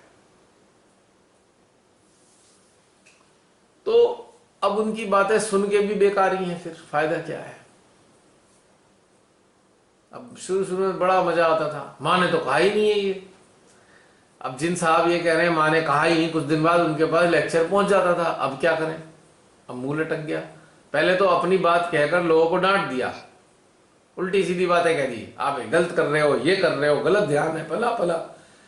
और कुछ दिन बाद लेक्चर मिल गया श्री माता ये गलती से, अब मुंह इतना सा आवाज भी नहीं निकल रही। अब जिस बेचारे ने बता दिया अपने अनुभव से, उसे तो मालूम ही नहीं कि माँ ने कहा है नहीं कहा। अब उसने कौन सा सारे लेक्चर पढ़े हुए हैं, सुने हुए हैं। मान लो 5-6 हजार लेक्चर हैं, अब हमने सारे लेक्चर ना तो पढ़े ना सुने। अब हमारे हृदय में ये बात आई, हमने सबके साथ शेयर कर दी मान लो। अब कुछ ने कह दिया ये तो गलत ध्यान बता दिया इन्होंने, तो बहुत गलत है, ये है फला फला। कई दिन तक सबको इसी चक्कर में सुनाते रहे, मान लो किसी ओहदे पे बैठे हुए इंसान, और बाद में एक दिन लेक्चर आ गया उनके सामने सेम। अब क्या करेंगे, श्रीमाती का लेक्चर है वो, तो पिछले जो 1 महीने से उन्होंने उल्टा पलटा कहा, अब उसका क्या होगा, वो कहाँ को जाएगा वो। तो श्रीमाता जी ऐसे खेल भी खेलवाती हैं ऐसे लोगों से, जो हर समय ये कहते रहते हैं ना, कब कहा है माँ ने, ऐसे कहा है माँ ने, ऐसे कहा है। अरे भाई हम नहीं जानते माँ ने क्या क्या कहा है, हमने नहीं सुना सारा, लेकिन आपकी अंतरात्मा के जरिए माँ बता तो रही है ना, बता रही है भाई, वो भी महत्वपूर्ण है, वरना उन्हें क्या जरूरत है। अब कोई मान लीजिए ध्यान के अनुभव से, आप मान लीजिए आप अपने ध्यान के अनुभव से गुजरते हो और आपने अनुभव बता दिए और किसी ने उन्हें चैलेंज कर दिए, तो भाई ये चैलेंज करने वाले तेरी प्रॉब्लम है, हमारी क्या प्रॉब्लम है। हमें तो अनुभव हमने शेयर किया, अब तेरी प्रॉब्लम है, तू उसको कैसे जानेगा, हमें क्यों हेडेक डालना इस चीज का। है नहीं बात सही। अभी चिकित्सा से संबंधित जो बताया, अभी हृदय से आया, मैंने बता दिया। अब कोई इसका पोस्टमार्टम कर ले इन बातों का, कोई माँ से बातों से जोड़ ले, माँ ने ऐसे कहा ऐसे कहा है। भाई तुम्हारी हेडेक है, मेरी हेडेक बिल्कुल नहीं है। अपने अनुभव, अपनी अंतर चेतना की आवाज आई और मैंने आप लोगों के साथ शेयर कर दी। मानो या ना मानो, ये आपकी चेतना पर निर्भर करता है नहीं? बात सही है बिल्कुल, मेरे को इससे ज्यादा समझ में नहीं आता। हाँ। अब हम किसी के तथ्यों का पोस्टमार्टम करने में लग जाते हैं तुरंत। अहंकार है ना हमारे अंदर, हमने तो 2000 लेक्चर सुने हुए हैं, हमने सारे 2000 लेक्चर कंठस्थ हैं, हमारे पास लाइब्रेरी है माँ के लेक्चर्स की, हमें अहंकार हो गया इस बात का। अब हम किसी के वास्तविक अनुभवों को वो करना शुरू कर देंगे, उसको डिग्रेडेड करना शुरू कर देंगे। तो श्रीमाता जी जब ये देखती हैं यार ये एक अनुभव को डिग्रेड कर रहा है, तो महीना 2 महीने बाद अपना लेक्चर उसके सामने ले आती हैं, उसी डिग्रेड करने वाले के सामने। फिर उसे समझ में आती है माँ का खेल कि बेटा बहुत बोल लिए, अब चुप हो जाओ। बड़े माँ के लेक्चर, माँ ने ये कहा, माँ ने ये कहा, माँ ने ये कहा, यूं करा करते थे, अब चुप हो जाओ, बिल्कुल अपनी अंतरात्मा की आवाज में आ जाओ अगर आगे बढ़ना है तो। श्री माता जी के लेक्चर्स के फ्रेंचाइज डीलर मत बनो, या डिस्ट्रीब्यूटर मत बनो, या लाइब्रेरी होल्डर मत बनो, अंतर चेतना से चलो, वही स्थायी है, क्योंकि वो परिवर्तनशील है चीजें। जैसे जैसे काल बदलेगा, माँ की भीतर से प्रेरणाएं भी बदलेंगी काल के मुताबिक। ये थोड़ी है कि वो पत्थर की लकीर एक काल के लिए थी, इस काल के लिए भी वही होगी। परिवर्तन होता है काल के मुताबिक। लेक्चर भी श्री माता जी ने काल के मुताबिक ही दिए हैं, समय समय पे। कुछ फंडामेंटल चीजों को छोड़ दीजिए जो फंडामेंटल है, लेकिन काल के मुताबिक बहुत सारी चीजें बदलती हैं, बदलती जा रही हैं। किसी ने कल्पना की थी क्या कि साकार पूजाएं बंद हो जाएंगी, बैन लग जाएगा इन पे, सेंटर भी नहीं जा पाएंगे? किसी ने कल्पना की थी? नहीं की थी ना। परमेश्वरी ने वो भी करके दिखा दिया।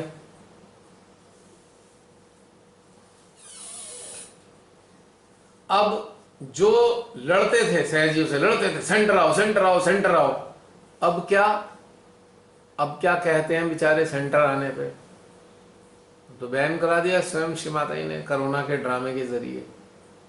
गया ये सब झगड़ा, कितना बुरा बुरा कहा उन्होंने सहजियों को, तथाकथित महान आत्माओं ने सहजियों को कितना बुरा बुरा बोला सेंटर के ना आने वालों के लिए। अब आवाज बंद, खत्म हो गया सिलसिला।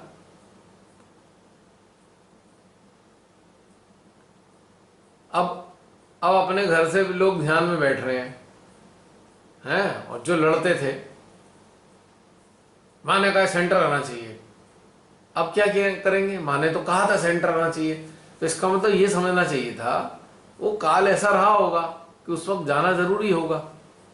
अब काल ऐसा है कि अब आपको अपने अंदर से उत्थान में उठना है ऊपर को। अब इतने रियलाइजेशन के कार्यक्रम करते थे लोग, 2 साल से लगभग बंद हो गए, कुछ ही थोड़े बहुत चल रहे हैं आत्म साक्षात्कार के पब्लिक प्रोग्राम, लेकिन उस लेवल पे तो सारे बंद हो गए। मुझे तो हंसी जब आती थी, एक बार सुना मैंने यहाँ पे श्री गणेश पूजा में, हमारे यहाँ के जो बड़े ट्रस्टी थे उन्होंने कहा हमें 1 साल में 5 करोड़ सहजी बनाने हैं, 5 करोड़ सहजी हमने बनाने हैं। मैं हंस रहा था, मैं कहा श्री माता जी ने बनाने हैं कि हमने बनाने हैं सहजी? और पूरे उसके साथ रथ चल रहा है, रथ सहज रथ यात्रा चल रही है, 5 करोड़ सहजी बनाएगा ये रथ। गोल कोरोना ला दिया, श्री माता जी ने सब खत्म कर दिया प्रोग्राम।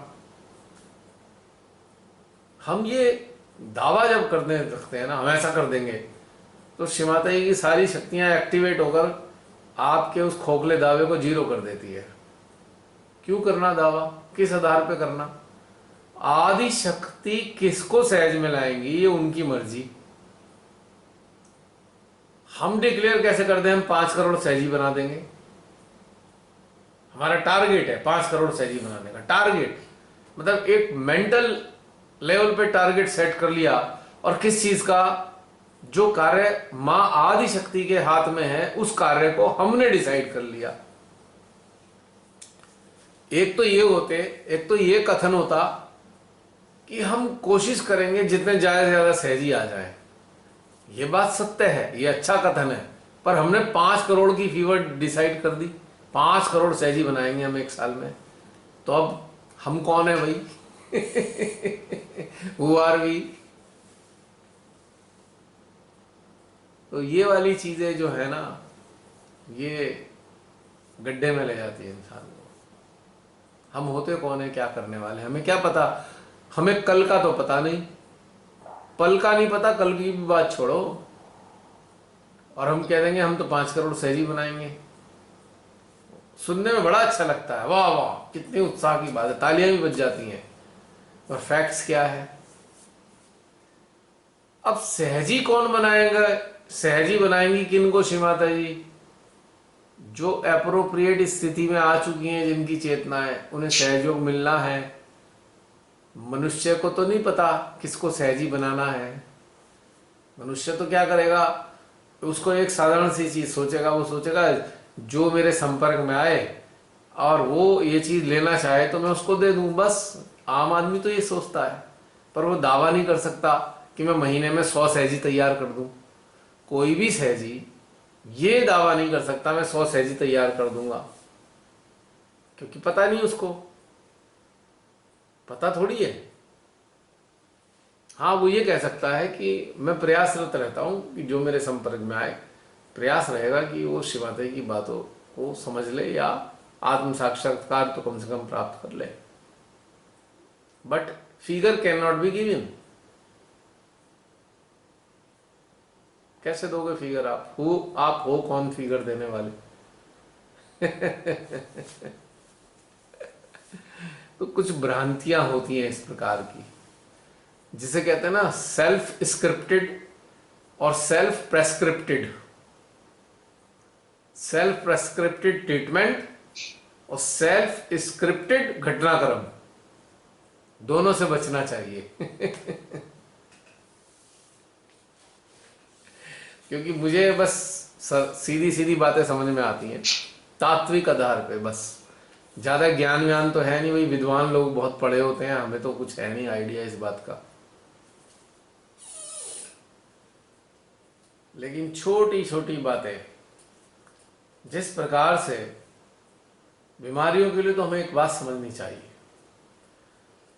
जिस प्रकार से हमारा शरीर खाद्य पदार्थ से संचालित होता है, खाद्य पदार्थ भोजन के रूप में जो हम ग्रहण करते हैं, उससे ऊर्जा उत्पन्न होती है, उस ऊर्जा से हमारी बायोलॉजिकल बॉडी चलती है। ठीक, अगर आपको रोग चमत्कारिक रूप से तत्वों से ठीक करने हैं तो खाना भी छोड़ दो, forget about food, why you are eating. तत्व ही आपको खाना खिला देंगे। मंत्र ले लेके आप पेट भर लो, चक्रों के मंत्र लो, आप पेट भर लो। आपको भूख लग रही है, मां अन्नपूर्णा का व्रत मंत्र ले लो, पेट भर जाएगा आपका। जब आप ये कल्पना कर रहे हो कि मैं मंत्र पढ़कर बीमारी ठीक कर लूं, तो आप अपना मंत्र पढ़ के पेट भी भर लो, खाना खाना छोड़ दो। ये कहना चाहता हूं मैं। अगर इसको समझना है शरीर के विज्ञान को, तो भोजन को समझ लो। अगर शरीर को भोजन चाहिए तो शरीर को दवाई भी चाहिए, ये समझना होगा, है ना? चमत्कारिक रूप से ठीक नहीं होगा। हाँ, हमें ये खोज करनी होगी, जैसे अगर हम किसी अच्छे चिकित्सक के संपर्क में, खासतौर से आयुर्वेदाचार्य के, तो हमको रहन सहन खान पीन के सही तरीके बता देता है कि हम कब खाएं, क्या खाएं, कैसे खाएं, कितने बजे खाएं और किस चीज के साथ क्या ना खाएं। उसका पालन करते हैं, हमारा भोजन विष के रूप में परिवर्तित नहीं होता। भोजन भोजन ही रहता है जो हमें ऊर्जा देता है। अगर हम गलत तरीके से खान पान होगा तो भोजन ही विष बन जाएगा और हमें नुकसान देगा। राइट? 99% भोजन ही विष बनता है। हमारा गलत आचरण, भोजन का तौर तरीके, जिसे कहते हैं ना फूड एब्यूज। अब हमें मालूम नहीं, दही के साथ हमने दूध भी पी लिया, मालूम नहीं है हमें, मान लो, तो शरीर को नुकसान देगा। शहद के साथ देसी घी खा लिया मिलाकर, वो जहर है, पॉइजन है। ठीक है, हमने एल्युमिनियम के बर्तन में सब्जियां छौंका लगा लगा के खाई, एल्युमिनियम जो है हमारी बॉडी में कट कट के चला गया सब्जी में, पॉइजन है एल्युमिनियम। हमने टूथपेस्ट किए हैं वो वाले क्लोराइड वाले, उसमें लेड है, लेड चला गया हमारे पेट में, वो पॉइजन हो गया। अज्ञानता के कारण जो हमने अपने को ठीक रखने के लिए लिया वो पॉइजन का काम कर रहा है, अज्ञानता के कारण। तो ये किसी की सहायता लेनी होती है। तो इसी प्रकार से शरीर जब बीमार होगा तो हमें चिकित्सक की सहायता लेनी चाहिए। अगर शरीर का भोजन करना आवश्यक है तो समझ लीजिए बीमार शरीर में दवाई भी आवश्यक है। मंत्र से ठीक नहीं होंगे आप, ये बात तय है। एलिमेंट से आप ठीक नहीं होंगे। जो तथाकथित बड़े बड़े वादे करते हैं कि मंत्र से ठीक कर देंगे और एलिमेंट से ठीक कर देंगे, असंभव। एलिमेंट से हेल्प मिलती है, ट्रीटमेंट नहीं होता है।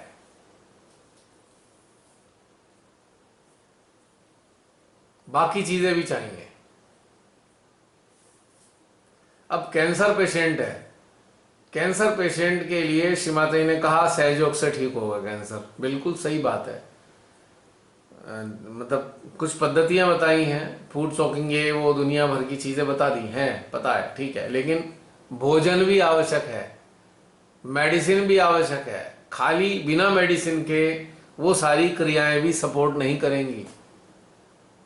आपको कोई अच्छी आयुर्वेदिक मेडिसिन लेनी पड़ेगी कैंसर के कंडीशन में। भोजन चेंज करना पड़ेगा कैंसर की कंडीशन में, भोजन उसके मुताबिक लेना पड़ेगा जिससे ऑक्सीडेशन बॉडी में बढ़े, ऑक्सीजन की मात्रा बॉडी में बढ़े। कैंसर कार्बन डाइऑक्साइड के सेल्स होते हैं, उसको न्यूट्रलाइज करने के लिए ऑक्सीडेशन चाहिए। जितने भी एलिमेंट्री ट्रीटमेंट होते हैं ये आपके उन पैसेज को क्लियर करते हैं जो ऑक्सीडेशन जिसपे बाधित हो रहा है, जिस जगह पर ऑक्सीजन जो है पहुंच नहीं पा रही है, एलिमेंट्री ट्रीटमेंट संतुलन देकर आपको आपका रास्ता ठीक कर रहे हैं। पर साथ में भोजन भी चाहिए और मेडिसिन भी चाहिए, ये बात भी तय है। या फिर कोई इतना महान व्यक्ति हो पूर्णतया निर्विकल्प, ये कैंसर है कोई बात नहीं, ना मैं ट्रीटमेंट करूंगा ना मैं सहज ट्रीटमेंट करूंगा, मैं कोई विकल्प नहीं लूंगा, माँ आपको मेरे को ठीक करना है तो कर दो वरना छोड़ दो। एक ये एक्सेप्शनल है, अनन्य भक्त जिसे कहा गया, अनन्य भक्त। वो कुछ भी नहीं करेगा, हो सकता है माँ ठीक कर दें उसे, हम नहीं जानते इस बारे में, but we can not say anything, it is not logical. अगर हम साइंस की बात करेंगे उसके आधार पे लॉजिकल नहीं है, लेकिन मां के लिए सब कुछ संभव है क्योंकि वो आदि शक्ति है। आदि शक्ति ने हमारे शरीर का निर्माण किया है, इसके रोग भी ठीक कर सकती हैं, लेकिन उस कंडीशन में जब हम अनन्य भक्त हों, हम विकल्प ना लेते हों। लेकिन हमारे शरीर की साइंस क्या कहती है कि भोजन रूपी जड़ी बूटियां ग्रहण करने से हमारा रोग दूर हो सकता है, ये साइंस कहती है। श्री माता जी ने भी कहा था कि जो मैंने आपको बताया है उसको एक साइंटिस्ट की तरह लेकर अपने जीवन में उतारें। ऐसे ही नहीं बस हाँ बस हो गया, माँ ने कह दिया हो गया, ऐसा नहीं। वैज्ञानिक स्तर पे आप उस चीज को समझें, पहले उसको अपने जीवन में धारण करें, तथ्यों को समझें, परखें, एनालिसिस करें, उसका एक सेट थ्योरी समझ में आएगी आपको, फिर आप दूसरे से बता भी सकते हैं और जीवन में अपना भी सकते हैं। परमात्मा के लिए सब कुछ संभव है, पर उस लेवल का आपको डिवोशन चाहिए, सरेंडर चाहिए। जैसे मार्कंडेय स्वामी थे, उनके बारे में जब उनका जन्म हुआ तो उनके पिता को किसी ने कह दिया कि ये तो विद्वान ने कि भाई तो 8 साल की आयु है मार्कंडेय की, ये तो 8 साल बाद मरना ही मरना है इन्होंने। अब मार्कंडे स्वामी को पता लगा कि भाई मेरी तो आयु 8 ही साल की है, तो उन्होंने भक्त, वो अंदर से थे भोलेनाथ जी के भक्त थे पक्के वाले, वो तो सीधे यहाँ पे यमकेश्वर स्थान है लैंसडाउन वाले रूट पर, कोट द्वार के आगे, वहां पे शिवलिंग था, शिवलिंग प्रकट हुआ था भोलेनाथ जी का। वो तो शिवलिंग को पकड़ के बैठ गए, कहानी है ये, मतलब मैंने भी वहीं से ही सुनी, यमकेश्वर से ही। शायद शिमाता ही नहीं बताई कि वो यम को उसको शिवलिंग को पकड़ के बैठ गए, मैं तो बस मरूं या जीऊं मैं तो यहीं हूं। अब 8 साल के हो गए, उसी वक्त वहां पे पहुंचे, पहुंच से पहले जाके उन्होंने वो बैठ गए शिवलिंग के पास में, पकड़ के उसे जकड़ के बैठ गए। इसी बीच में उनकी 8 साल की आयु भी पूरी हो गई। अब यमराज जी आ गए कि भैया चलो, अब वो तो पकड़े बैठे थे, तो भोलेनाथ जी को प्रकट हुए भोलेनाथ जी। उन्होंने यमराज से कहा कि यम, ये मेरी संतान है। इमीडिएटली वो टर्न बैक करके वापस चले गए यमराज जी। प्रारब्ध के मुताबिक आयु 8 ही साल की थी। अब उन पे भोले की कृपा हो गई, तो वो तो आयु उनके लिए महत्वहीन है, वो तो महाकाल है, किसी का भी काल एक्सटेंशन कर सकते हैं और किसी भी अच्छे काल वाले का काल छोटा कर सकते हैं, महाकाल जो ठहरे। अब उनके आगे क्या ठिकाना। अब मां भी शिव रूप है, मां भी साक्षात शिव है, तो आयु घटेगी या बढ़ेगी, बीमारी ठीक होगी या नहीं होगी, ये तो उनके चुटकियों का काम है।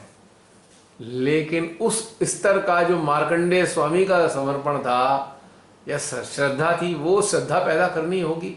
फिर विकल्प नहीं लेने, दवाई भी नहीं खानी हमने, सहज ट्रीटमेंट भी नहीं करने, छोड़ दो अपने शरीर को, प्राकृतिक रूप से नष्ट होए तो होए, बचे तो बचे। या तो फिर ये वाला रास्ता है, उसे हम चमत्कार कह सकेंगे फिर आने वाले टाइम में, पर हम कॉकटेल नहीं बना सकते। हम कहें नहीं जी ये तो माँ ठीक कर देंगी, पर हम विकल्प भी लिए जा रहे हैं। हम क्या कर रहे हैं, हम पंडित जी के पास भी जा रहे हैं, अरे पंडित जी बीमार हो गए हैं, कोई ग्रह व्रह बता दो, कोई उपचार। हम किसी ऐसे झाड़ फूक करने वाले के पास भी जा रहे हैं, भैया देख लो यार ये बीमारी ठीक नहीं हो रही, झाड़ फूक दो। हम कभी मौका लगे तो किसी मौलवी के पास भी जा रहे हैं। हम जो है बहुत सारी प्राचीन पद्धतियां भी अपना रहे हैं। ये सारे विकल्प विकल्प विकल्प विकल्प विकल्प। हम इधर कह भी रहे हैं हम तो श्री माता जी में बहुत विश्वास करते हैं, झूठ है सारी बातें। फिर या तो अनन्य भक्ति हो या फिर साइंस हो, या तो आप विज्ञान के मुताबिक जीवन जिए या अनन्य भक्त बने। अनन्य भक्त बनेंगे, चमत्कार 100% हो सकता है, वो तो फिर प्रभु की मर्जी हो गई है। लेकिन आम 99.9% व्यक्तियों को विज्ञान के आधार पे अपने शरीर को चलाना चाहिए, वैज्ञानिक आधार पे। विभिन्न प्रकार की ध्यान पद्धतियां, उनका आधार विज्ञान है, सहयोग का आधार भी विज्ञान है निश्चित रूप से। तो ये चीजें हमें समझनी होनी है कि हमारा नजरिया क्या होना चाहिए शरीर के प्रति। शरीर के प्रति हमारा सबसे पहला कर्तव्य बनता है, लेकिन उस कर्तव्य को निभाने के लिए हमें ज्ञान होना चाहिए। क्या खाएं, कब खाएं, कैसे खाएं, क्यों खाएं, किसके साथ खाएं और किसके साथ ना खाएं, व्यायाम कैसा करें, व्यायाम कितनी देर करें, कितने बजे सोएं।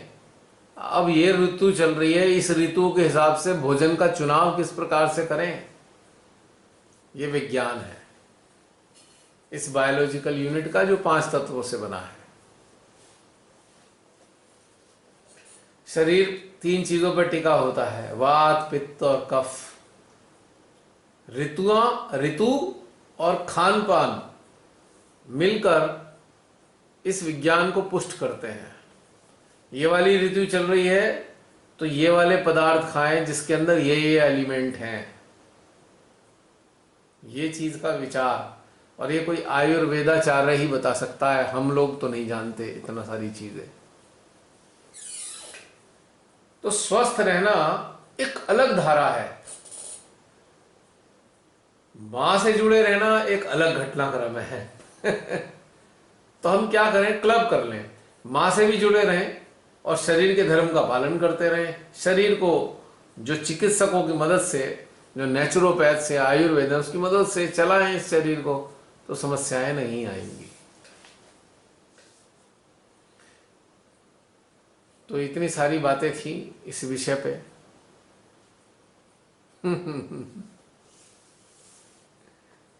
जो बाहर आई हैं।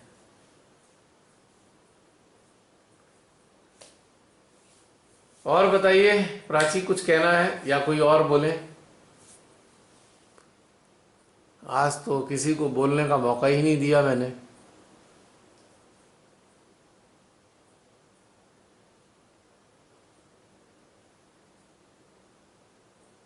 हाँ जी, कोई कुछ शेयर करना चाहें?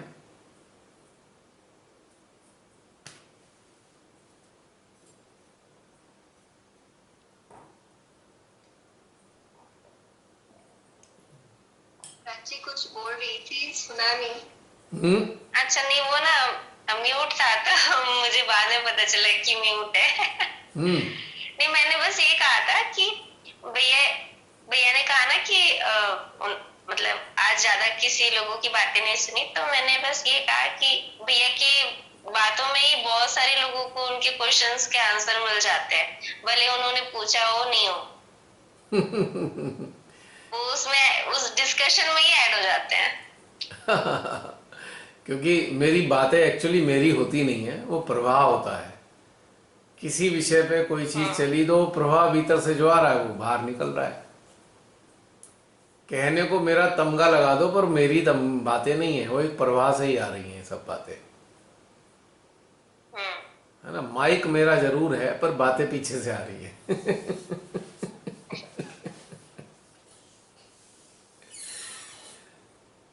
ये घटनाक्रम है। और बताइए।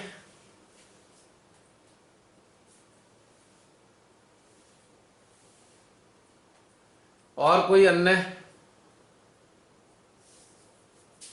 कुछ कहना सुनना चाहे इस विषय पे? जी भैया, ये जी बहन। बोलो बोलो। नहीं नहीं, आप बोला, आप बोलो। नहीं नहीं नहीं, आप बोला। चाहिए नहीं वो। हाँ, वो छोटा सा एक बेसिक क्वेश्चन था, मैं सोच रही थी पूछूं नहीं पूछूं। पूछो। बेसिक है, मतलब जैसे जो चेतना है वो एक साथ दो जगह पे रह सकती है कि चित्त चित्त तो चला जाता है, मतलब चित्त तो रहता है, क्या चेतना के साथ वो स्थिति आती है? यदि हमारी चेतना माँ आदि शक्ति के साथ जुड़ी हुई है, वो तो हर जगह एक साथ कार्य कर सकती है। ओमनी प्रेजेंस चेतना की हो सकती है, दो चार जगह नहीं, सौयों जगह एक साथ में। अगर माँ के साथ जुड़े हो तो आपकी हाँ, चेतना भी सर्वव्यापी है। हाँ, if you are connected fully with माँ आदि शक्ति, कनेक्टेड हो, तो आपकी चेतना भी माँ के साथ साथ सर्वव्यापी हो गई है। चेतना, आप बहुत सारी चीजों का एहसास आप कर सकते हो, इसमें कोई शक नहीं है। जैसे जैसे जैसे एकाकारिता बढ़ती जाएगी, इसकी क्षमता भी बढ़ती जाएगी चेतना की। संभव है। जी भैया। इसका उदाहरण आप जीवन में देखते रहते होंगे, इसका उदाहरण भी आप जीवन में देखते होंगे कि आप मान लीजिए आप कनेक्टेड हो, कनेक्शन का आपको पता ही है, बार बार रिपीट करने की जरूरत नहीं। सहस्त्रार सेंट्रल हार्ट से कनेक्टेड हो आप, तो आप मान लीजिए कोई काम कर रहे हो, काम करते करते 50 चीजें आपके अंदर फटाक से आएंगी और उस पर भी सक्रिय हो जाएगा आपका अटेंशन, और वो भी कर रहे होंगे, आप वो भी कर रहे होंगे, साथ साथ सारे काम कर रहे होंगे। बहुत सारे काम एक साथ करता है इंसान कई बार, इसी कारण से, क्योंकि उसकी क्षमता विकसित हो गई है। प्रैक्टिकल लाइफ में हम देखते हैं कि आप कार ड्राइव कर रहे हो, कार ड्राइव करते हुए आपके साथ में कुछ लोग बैठे हैं, उनसे भी बातें कर रहे हो, उसके साथ में आपका फोन भी आ जाता है, बातें भी कर रहे हो, फोन पे भी बात कर रहे हो, कोई सोच भी रहे हो, गाड़ी भी चला रहे हो, 4 चीजें एक साथ कर रहे होते हो आप। ये तो आम जीवन में हम देखते हैं, जबकि हम एक साधारण जीवन जीते हैं। माँ आदिशक्ति से जुड़ने के बाद तो आपकी चेतना पता नहीं कितनी जगह सक्रिय होती है। पूरे विश्व में आफतें आ रखी हैं, आप ध्यान में भी हो, उन आफतों पे भी आपकी चेतना सक्रिय हो रखी है, बुराइयों पे भी सक्रिय हो रखी है। सारे काम एक साथ चल रहे हैं इस चेतना में, क्योंकि इसकी क्षमता विकसित होती जा रही है। एकाकारिता माँ के साथ आपकी चेतना की क्षमता को वृद्धि कर देती है। चेतना के साथ अटेंशन जुड़ा हुआ है, चेतना के साथ अटेंशन भी कार्य कर रहा होता है साथ में,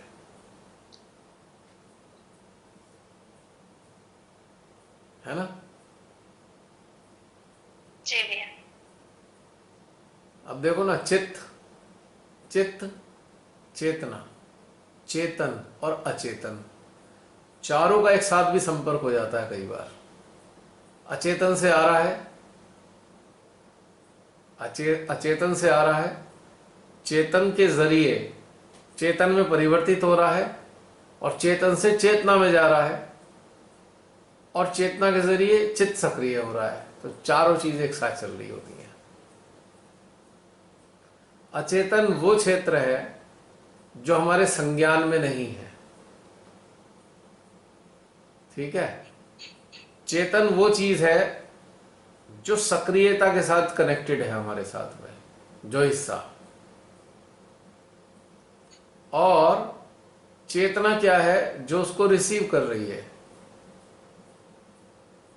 और जो रिसीव हो रहा है उस पर चित्त सक्रिय हो रहा है। अब इसका सिंपल सा उदाहरण दूंगा। जैसे कि हमारे घर के अंदर बिजली आई हुई है। बिजली कैसे आई है? अभी इस कमरे में बैठा हूं, स्विच बोर्ड में करंट आया हुआ है, ऑन किया, लाइट जल गई। लेकिन इसका संबंध किससे है? मीटर से है। मीटर का संबंध किससे है?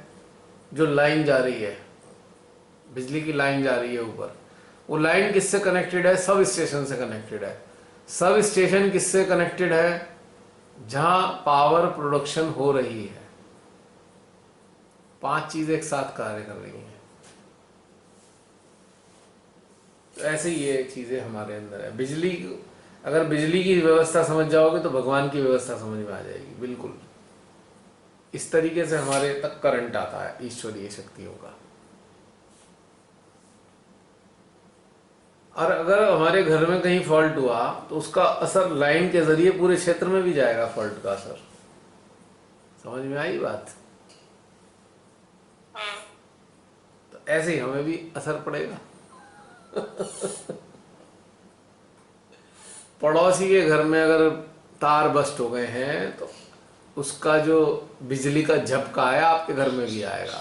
स्पार्क का जो रिफ्लेक्सेस है वो आपके घर में भी बिजली ऐसे झपक से हो जाएगी। ये हमारे यंत्र में होता रहता है। किसी के यंत्र में गड़बड़ हो रही है तो हमारे यंत्र में भी आती है ना।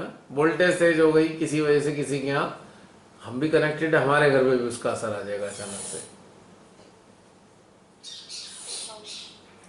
तो इस तरीके से हम कनेक्टेड हैं। तो हमारी जो चेतना है बहुत सारे स्थानों पे सक्रिय हो सकती है। सक्रिय हो नहीं सकती, होती ही है, चलता ही रहता है। अब जैसे हम गहन ध्यान में होते हैं, हम डीप मेडिटेटिव स्टेट में हैं, तो कितनी सारी स्थितियां हमारे अंदर बन रही हैं। इंटरेस्टिंग बात यह है कि हमारा चित्त हमारे भीतर चला गया, चेतना के साथ है। हमारी चेतना आत्मा के साथ है, हमारी आत्मा परमात्मा के साथ है, परमात्मा पारब्रह्म परमेश्वर के साथ कनेक्टेड है। और इस सारी कनेक्टिविटी को अंजाम देने वाली है मां आदिशक्ति। 6 चीजें एक साथ सक्रिय हैं, तब जाके ध्यान चल रहा है। ध्यान समाधि में 6 चीजें सक्रिय होती हैं। इसके अतिरिक्त हमारे अंदर और भी व्यवस्थाएं, विभूतियां सक्रिय हैं, वो तो आप जानते ही हो, उसे कहने की जरूरत नहीं। तो ध्यान को मैं इसलिए एक घटनाक्रम कहता हूं। एक घटनाक्रम है ध्यान, ये कोई एक छोटी सी घटना नहीं है, घटनाक्रम। इसमें घटनाएं घटित होती रहती हैं लगातार, अलग अलग प्रकार की।